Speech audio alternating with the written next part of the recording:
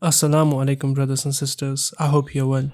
The world is soundly slumbering in its comfortable beds, and something horrible is about to happen very soon.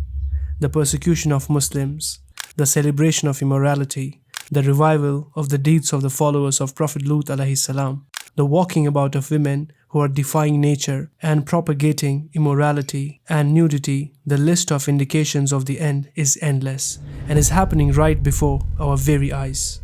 However, nothing was quite as shocking and unsettling as what has since come to light.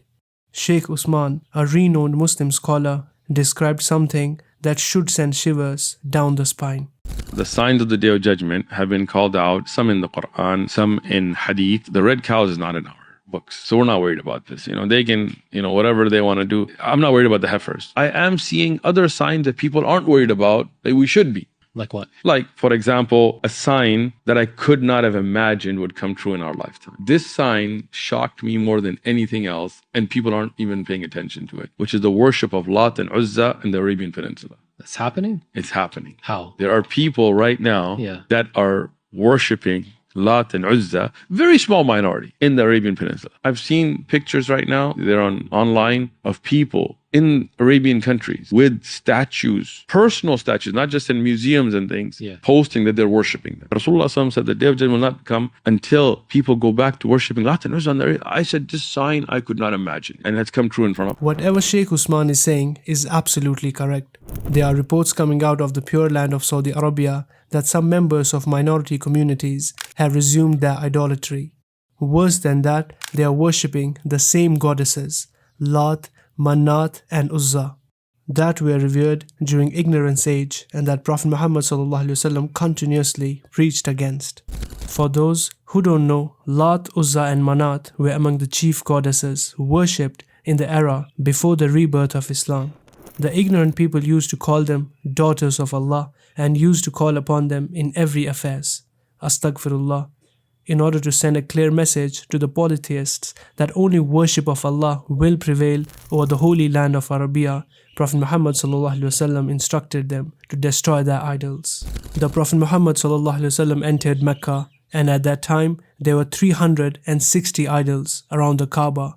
He started stabbing the idols with the stick he had in his hand and reciting, "Truth, Islam has come, and falsehood, disbelief has vanished." A popular topic of conversation among Muslims worldwide around the middle of April was the possibility that Jews were sacrificing red heifers on the eve of Laylatul Qadr. Interestingly, nothing out of the ordinary or concerning happened on the day that everyone was so terrified about.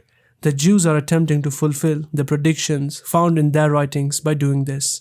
The writings found in the Holy Quran and the prophecies made by our Prophet Muhammad ﷺ should be our primary attention as Muslims. Do you know what Prophet Muhammad ﷺ stated about this prophecy? He had warned about this incident more than 1400 years ago. The Prophet Muhammad ﷺ said, "The hour shall not be established until tribes of my ummah unite with the idolaters and until they worship idols." How many more end times prophecies must come to pass before the sleeping ummah begins to take notice? Take note of your surroundings and ask yourself, which prophecy hasn't come true while we have been having fun in our fleeting and illusionary world? The fact that the Arabians are once again engaging in the idol worship and the Prophet Muhammad ﷺ having dedicated his entire life to opposing it is so terrible and depressing. This should be a wake-up call to strengthen our faith and adhere more closely to the teachings of Islam. It is crucial to educate ourselves and others about the dangers of straying from the path laid out by Prophet Muhammad ﷺ. The land of Saudi Arabia is changing for the worse, and it's not too late when the final sign will come true too. It's time to return to Allah before the times run up. May Allah subhanahu wa ta'ala guide us all. Ameen. That's it for today, brothers and sisters. I hope you liked the video. Let us know your thoughts in the comment section below. We would love to hear from you. Hit the thumbs up button, subscribe to the channel, turn on the notification bell, share this video with your family and friends. Until next time, Assalamu alaikum.